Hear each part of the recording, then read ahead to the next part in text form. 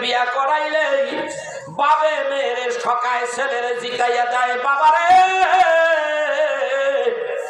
তুমি ছেলেরে জিতাও নাই, তুমি নিজে ঠইকা গেছো। কিয়ামতের দিন এই টেস্ট তুমি পাইবা।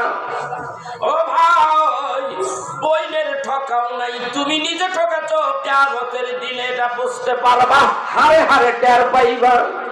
আছে না নাই? আছে। এ ভাই আমার বন্ধুরা, আমার মেয়েদেরকে আমি নিজে বলে গেছি, বাবার একটা কাজ করিস, আমি রাস্তাঘাটে চলাফেরা করি, কোন সময় জানি মরে যাই কইতে পারি না।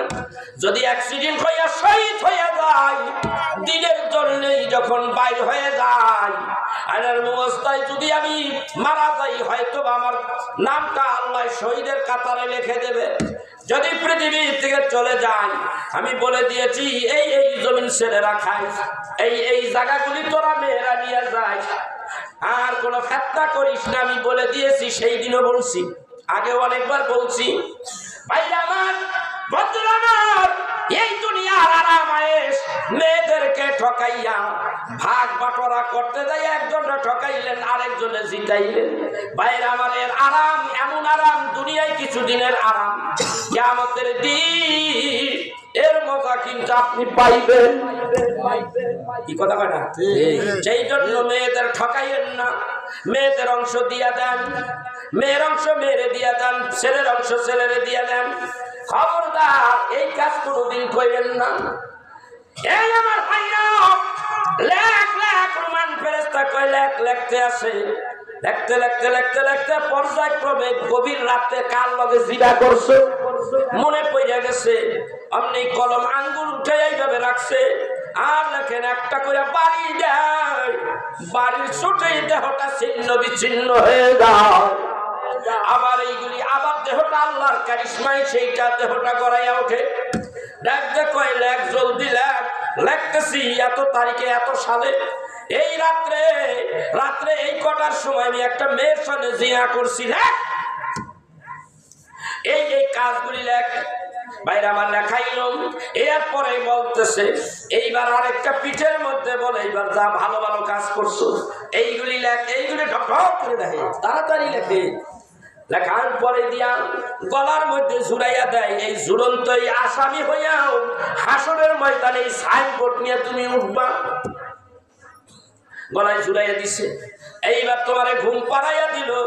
আল্লাহ নবী বলেন ফেরেশতা ঢুকছে। নবীজির সম্মানে কথা বলতে যাই এই কথাটা উড়াইলাম। আপনার নিদান কালের বন্ধু, আপনার আমার দয়াল নবী, আমার নবী কেমন নবী, হাদিস শরীফের মধ্যে আসে। এইবার ওই ফেরেশতা বিদায় হয়, এইবার মুনকির নকির ঢোকেন। কিরামান কাতিবিনা ইয়ালামুনা মা তাফআলুন।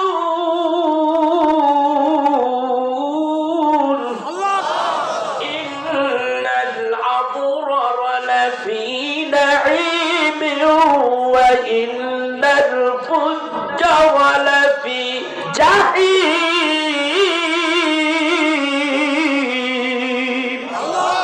আল্লাহ ডাক দিয়ে কয়, ভালো কাজ করলে জান্নাত পাইবি, খারাপ কাজ করলে জাহান্নামে যাইবি। কিরামান কাতিবিনা ইয়ালামুনা মা তাফআলুন। দুই কান্দে দুইজন ফেরেশতা, সম্মানিত ফেরেশতা, তুমি কি করতেছো? তুমি মনে করছো আন্দার রাইতে চুরি করছি, আল্লাহ দেখে না। তুমি গোপনে গোপনে একজন মানুষের 12:30 বাজাইয়া দিলা, তারে ঠকাইলা, ভাইরে ঠকাইলা, বোনেরে ঠকাইলা, কেউ জানে না, কোন মানুষ জানে না, কেউ দেখে না। না না, তোমারে বলবো, তোমার এই চোখ দুইটা দিয়ে তুমি দেখছো নি? কথা বল না, আপনি জানেননি? আপনি জানলে যথেষ্ট। আপনার হাত জানে কিনা, আপনার চোখ জানে কিনা, আপনার পা খবর আছে না নাই? কিয়ামতের দিন সব চাইতো আপনার বিরুদ্ধে উল্টা কথা কইব, কেউ আপনার পথে আপনার পক্ষে তাইকা কথা বলবে না, ঠিক না বেঠি? ভাইয়া, আমি মাওলানা ইবনুল নুরি একদিন থাকবো না।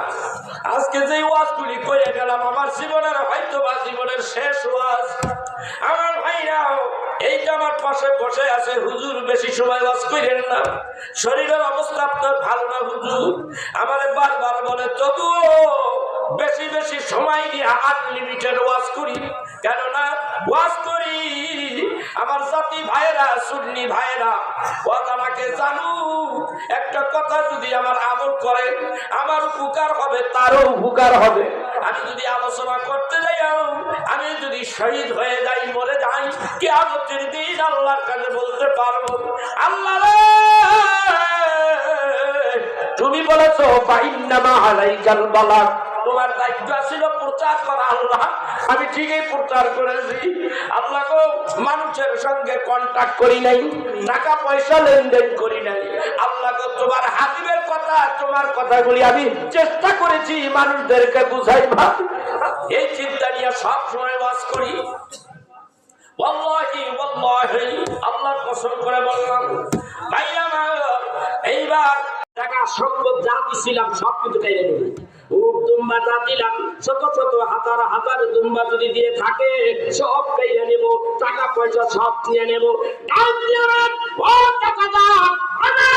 হাবিবকে ভালোবাসি, কোরআন পেয়েছি হাবিবের কাছে, হাদিস পেয়েছি হাবিবের কাছে, হাবিবকে ভালোবেসেছি। এই ভালোবাসার কারণে যদি আমার বাড়িঘর ছাড়তে হয়, টাকা পয়সা ধন দৌলত যদি সব ছেড়ে দিতে হয়, আমি ছেড়ে দেব, কিন্তু মুহাম্মদ আল আমিনকে আমি ছাড়তে পারবো না। সব দিয়ে দিছে, সব নিয়ে গেলাম। এইবার ডাক দিয়ে কয় খোটা দেয়, খোটা বুঝেন নাকি? দিলাম, দেওয়ার পরে যদি আবার খোটা দেয়, এটা কি ভালো লাগে নাকি? ডাক দিয়া বলেন পরনের কাপড়টা, গায়ের জামাটা কিন্তু আমার টাকায় কেনাম, পরনের লুঙ্গিটা কিন্তু আমার টাকায় কেনাম। কথা বলতে দেরি আছে, অন্যে গায়ের জামা খুলে দিলেন, পরনের লুঙ্গিটা খুলে ল্যাংটা হয়ে গেল। ডাক দিয়া বলে চাচাজান, একজন কাফের টাকায় কিনা কোনো বস্ত্র, কোনো লুঙ্গি জামা আমার গায়ের মধ্যে থাকতে পারে না, সব খুলে দিলে। ভাইরা আমার, বন্ধুরা আমার, এই অবস্থায় এই কোরআনের পাগল, রাসূলের পাগল হইয়া এই অবস্থা তার হয়ে গেল। আল্লাহর হাবিব যেই বাড়িতে ঘুমায়, আল্লাহর হাবিব রাত্রি বেলা ঘুমায়, আল্লাহর হাবিবের দরজার কিনারে হযরতে এই নাম তার আব্দুল্লাহ, আব্দুল্লাহ যাইয়া দাঁড়াইয়া রইছে, সারাটা রাত দাঁড়িয়ে রইছে, রাত্র গভীর। নবীজি রাত্রে গভীরে উঠতেন, তাহাজ্জুদের নামাজ পড়তেন। রাসূল আরবি সাল্লাল্লাহু আলাইহি সাল্লাম রাত্রি বেলা উঠলেন, উঠিয়া দরজা খুললেন, দরজা খুলিয়া দেখতে পায় একটা মানুষের ছায়ার মতো দেখা যায়। আমার হাবিব একটু সামনে আয়েশা দেখতেছে একটা যুবক ল্যাংটা হইয়া কাঁপতেছে, শীতের চোটে কাঁপতেছে এইভাবে। আল্লাহর হাবিব বলেন কে তুমি কে? এইভাবে কাপড় চোপড় একেবারে খুলে ল্যাংটা হয়ে এইভাবে দাঁড়াই আছো। আব্দুল্লাহ তখন নিজের ইজ্জতের উপরে দুইটা হাত রাখিয়া এইভাবে দাঁড়াইয়া কাঁপতেছে। নবী ডাকতে বলে কে তুমি? ইয়া রাসূলুল্লাহ, ইয়া হাবিবাল্লাহ, আপনি কি আমার ছিলেন না গো নবীজি? ও গো হাবিব, আমি কিন্তু আমার নাম হলো আব্দুল উজ্জা। আমার নাম কি? তার নাম কি? আব্দুল উজ্জা। নাম বাপে রাখছিল, ওই যে চাচাই রেখে দিছে কাফেরদের যেই নাম সেই নাম। আমার নাম আব্দুল উজ্জা। ইয়া রাসূলুল্লাহ, ইয়া হাবিবাল্লাহ, আমি আব্দুল উজ্জা এখানে দাঁড়াই আছি রাত্রের থেকে, সেই রাত্রের থেকে আগ রাত্রের থেকে এখানে দাঁড়িয়ে আছি। নবীজি ডাকতে বলেন আব্দুল্লাহ রে, তুমি এই মক্কা নগরে অনেক ধনী পরিবারের একটা ছেলে, তোমার এই হাল হলো কিভাবে? পরনে কোনো লুঙ্গি নাই, গায়ে কোনো জামা নাই, এই শীতের রাত্রে থরথর করে কাঁপতেছো, কারণ কি? এই অবস্থা তোমার কেন? ইয়া রাসূলুল্লাহ, ইয়া হাবিবাল্লাহ, চাচার সামনে আপনাকে ভালোবেসেছি, আর আপনার হাতে কলেমা পড়ে চাচারে শুনাইয়া দিছি, আমি যে কলেমা পড়ে মুসলমান হয়ে গেছি, এই জন্যই আজ আমার এই অবস্থা। আমি বাড়ির থেকে কিছুই আনতে পারি নাই গো নবীজি, আমার চাচা আমাকে বাড়ির থেকে বের করে দিয়েছে। আমি বুঝতে পেরেছি, আর বলতে হবে না, বলতে হবে না। ইয়া রাসূলুল্লাহ, ইয়া হাবিবাল্লাহ, আমি আব্দুল উজ্জা এসেছি। নবী ডাক দিয়ে বলে, তোমার নাম আব্দুল উজ্জা হতে পারে না, যেহেতু তুমি মুসলমান, আজকে থেকে তোমার নাম আব্দুল্লাহ। আব্দুল্লাহ রে, এইখানে কেন দাঁড়িয়ে আছো? ইয়া রাসূলুল্লাহ, ইয়া হাবিবাল্লাহ, সকাল হয়ে যাবে, সমস্ত মানুষ সকাল হয়ে গেলে আমার ইজ্জত দেখবে গো নবীজি, আমি এই জন্য এখানে দাঁড়ায় আছি। ইয়া রাসূলুল্লাহ, ইয়া হাবিবাল্লাহ, আপনি আমার দুঃখ বুঝবেন গো হাবিব। হাবিব গো, আমার ইজ্জতটা ঢাকার জন্য আমাকে পরনের একটা বস্ত্র কি দেওয়া যাইতে পারে? আল্লাহর হাবিব আপনি একটা কম্বল দিলেন, এমন কম্বল দিলেন যেই কম্বল দিলে ইজ্জত ডাকলে গায়ে পরা যায় না, গায়ে দিলে ইজ্জত ডাকা যায় না, কোন রকম ওইটা গায়ে দিয়া বসে আছে। এর মধ্যে আল্লাহর হাবিব মক্কা থেকে মদিনায় হিজরত করে চলে গেলেন। এমন অবস্থায় এই কথা আব্দুল্লাহর কানে গেল। আল্লাহর হাবিব মক্কায় নাই, মদিনায় গেছে। আব্দুল্লাহ পাগল হয়ে গেছে, আমার নবী মক্কায় নাই। যেই নবী মক্কায় নাই, আমি আব্দুল্লাহ এই মক্কায় থাকবো না। অমনি পাগলের মতো না খাইয়া এখন মক্কার থেকে মদিনার দূরত্ব 450 কিলোমিটার। এতটা রাস্তা পায়ে হাঁটিয়া না খাইয়া রাস্তার মধ্যে মাঝে মধ্যে গাছের পাতাগুলি খাইয়া মদিনায় যাইয়া হাজির হয়ে গেছে। মদিনার রওজা মুবারকের পাশে মদিনায় মসজিদে নববীর দরজার কিনারে বসে আছে। এমন সময় নবীজি আমার যখন নামাজ পড়িয়া পায় হইতে লাগলেন, সাইয়া দেখে আব্দুল্লাহ ওখানে বসে আছে। আব্দুল্লাহর চেনা যায় না, শুকাইয়া একেবারে শুটকির মতো হয়ে গেছে। গালের বস্ত্রগুলি শুকাইয়া হাড্ডির সঙ্গে মিলে গেছে, চেহারা বোঝা যায় না, চোখগুলি ভেসে গেছে। আল্লাহর হাবিব বলে, কে গো তুমি? ইয়া রাসূলুল্লাহ, ইয়া হাবিবাল্লাহ, এত তাড়াতাড়ি আমি আব্দুল্লাহর হাতে ভুলে গেছে। আমি কই, আমি সেই আপনার আব্দুল্লাহ। কি রে আব্দুল্লাহ, তুই এই জায়গায় এই অবস্থায়? ইয়া রাসূলুল্লাহ, ইয়া হাবিবাল্লাহ, আমি যখন জানতে পারলাম আপনি যখন মক্কায় নাই মদিনায় চলে আসছেন, আপনার বিশ্বদয় বিরহের যন্ত্রণা আমার কলিজার মধ্যে আগুন লাগাইয়া দিয়েছে গো নবীজি। আমি আর সহ্য করতে পারি নাই, মক্কা থেকে মদিনায় পায়ে হেঁটে চলে আসছি গো নবীজি। ভাইরা আমার, বন্ধুরা আমার, এইভাবে নবীজির কাছে চলে আসলে আল্লাহর হাবিব বলে, আব্দুল্লাহ রে, আরে আব্দুল্লাহ, তোর চেহারার দিকে চাওয়া যায় না, তোরে দেখলে চিনা যায় না রে আব্দুল্লাহ। আব্দুল্লাহ, তুই মদিনায় আইছস কি কারণে?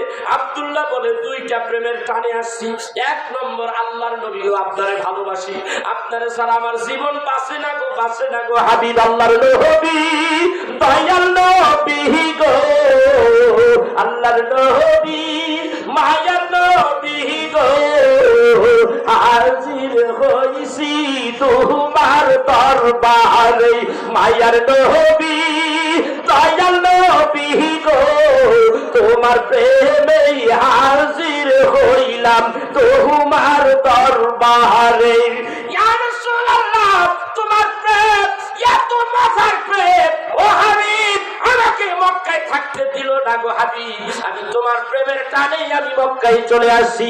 দ্বিতীয় কারণ হলো, ইয়া রাসূলুল্লাহ, ইয়া হাবিবাল্লাহ, যে আওয়াজে রাত্রিবেলা আমারে পাগল বানাইলো, এই কোরআনের তেলাওয়াতে আমি পাগল হইয়া কাবা বাইতুল্লাহর কিনারে গেছিলাম।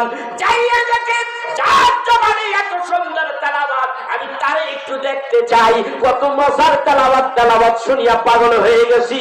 যার জবানে এত সুন্দর তেলাওয়াত, এই মানুষটারে আমি একটু দেখতে চাই। আমি আব্দুল্লাহ তখন কাবা বাইতুল্লাহ পিছন থেকে সামনে আসলাম। আমি দেখতে পাইলাম রাত্রিবেলা অন্ধকারের রাত। ওই সময় ছায়া দেখি কাবা বাইতুল্লাহর দেয়াল কালো দেয়ালের সঙ্গে একটা পূর্ণিমার চাঁদ উদয় হয়ে রয়েছে।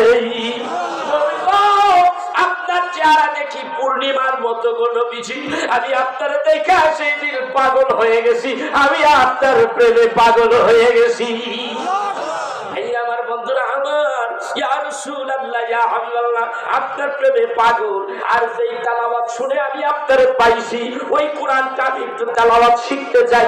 আমার কি আপনি একটু তেলাওয়াত শিখাইয়া দিবেন নি? আল্লাহ রাব্বুল আলামিনের হাবিব আসহাবে সুফফা যারা ছিল মসজিদে নববীর বারান্দায় তারা অবস্থান করতেন, তারা ছিল ভুকা। আমার নবীর বাড়িতে যদি আগুন জ্বলে তাইলে কিছু খাবার খাইতে পারে, নবী যদি না খায়, নবী পরিবার যদি না খাইয়া থাকে, আসহাবে সুফফারাও না খাইয়া থাকে, এমন অবস্থায় ওই দলের মধ্যে হযরতে আব্দুল্লাহর জায়গা কইরা দিলেন।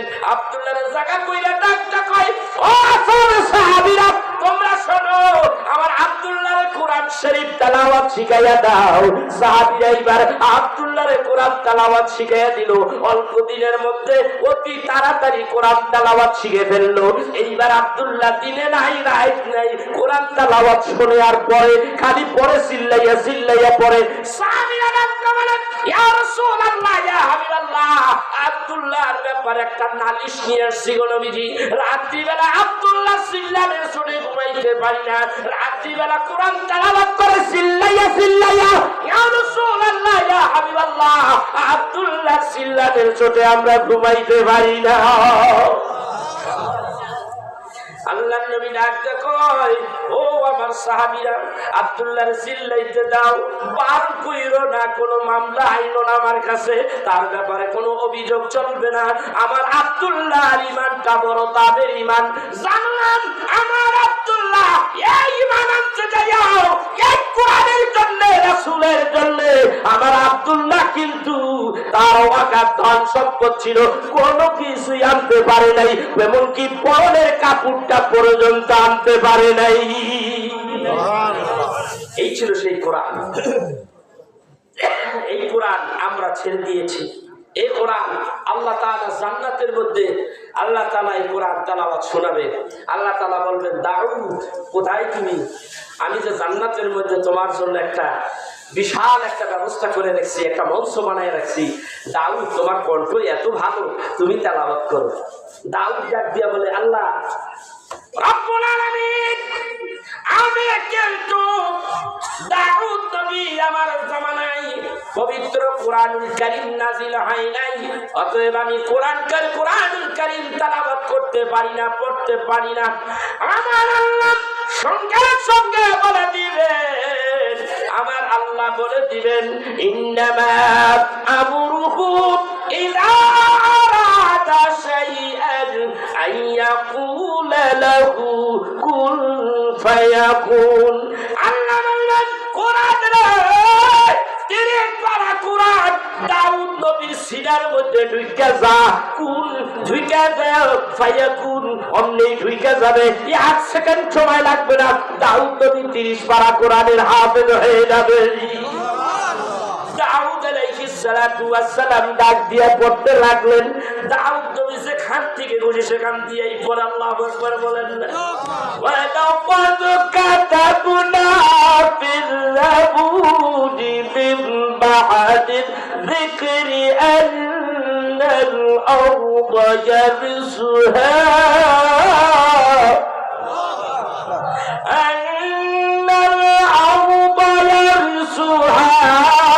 عبادي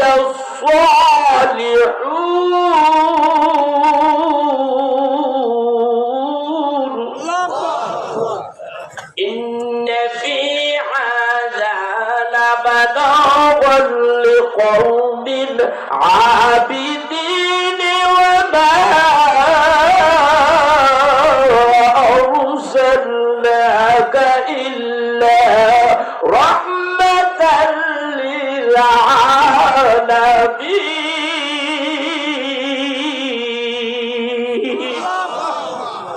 শুরু করছে, যেখানটা খুশি সেইখানটাই তেলাওয়াত করে। দাউদ নবী আবার আরেক জায়গায় গেছে গিয়া, ইয়া আইয়ুহান নাবিয়্যু ইন্না আরসালনাকা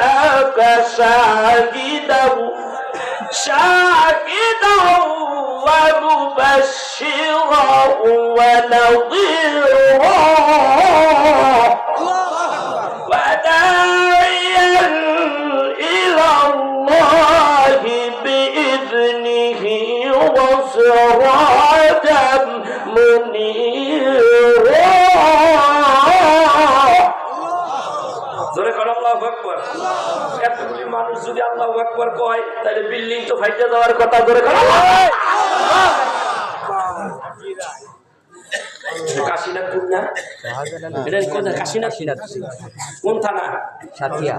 সাথিয়া থানা। আরে আমিনপুর থানা। এই এলাকায় তো আমি অনেক বছর এক বছর আসছি না, আর এখানে অনেক বছর পর আসলাম। 27 বছর পরে 27 বছর পরে আসলাম আমি। আল্লাহু আকবার জোরে কোন জায়গায় জানেন না? ওই পাগলাই আইব ওই 27 বছর আগে যেরকম আসছিলাম মহান হেল নাকি তো কথা বল দেখেন। ওই 27 বছর আগে যেমন এখনো হেমন। আমার কেমন একটা রসুল পাইছি। এই দুনিয়াটা আপনি কত দূর দেখেন কনসে দেখি, কত দূর দেখেন। ওয়াজের মুড়ি পাল্টাই নিলাম, কত দূর দেখেন আপনি। আমার নবী কতটুক দেখে, কেমন নবী আমরা পাইছি, কেমন একটা নবীর উম্মত আমরা জানেন না। নবী আমার নামাজ পড়াইতেছে কোথায়? মসজিদে নবাবী, মাগরিবের নামাজ। আযান দিল, আযান দেওয়ার পরেও কিছু মানুষ মাগরিবের নামাজে আবার জামাতে দাঁড়াইতে দেরি করা যায় না, এই 2-4 মিনিট কথা বল না ঠিক। তো এর মধ্যে 1-2 কাতার লইয়া হাবিবুল্লাহ নবী নামাজে দাঁড়াই গেছে। ওইদিকে কিছু অজুখানায়, কিছু প্রস্রাবখানায় আইতে আইতে কাতার বাড়তে বাড়তে 2-4-5 কাতার মসজিদ ভরিয়া যায়, যায় কিনা? নবী আমার দাঁড়াইছে, ধরেন 2 কাতার লইয়া আল্লাহু আকবার। আলহামদুলিল্লাহি রাব্বিল আলামিন আর-রাহমানির রহিম মালিকি ইয়াউমিদ্দিন ইয়্যাকা না'বুদু ওয়া ইয়্যাকা নাস্তাঈন। এইভাবে তেলাওয়াত শুরু করে দিয়েছে।